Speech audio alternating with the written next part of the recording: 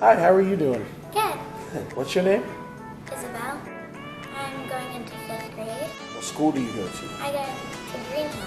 What class were you just in? Oh, I was in animations and programming.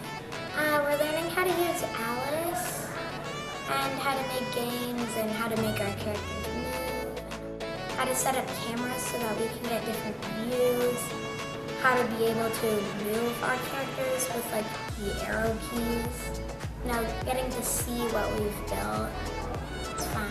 And I just love learning new things. My name is Campbell. I'm going to Lake Highlands Junior High. We're learning how to make an app with MIT App Inventor. It's an online program, and it helps you develop apps. What do you want to be when you grow up? I want to do something science, like STEM-based, so science, technology. So do you enjoy the stuff that you're doing here? I love Greenhill just in general because the people and the students that go here and the teachers do a really good job of what they're doing. Yeah, see, like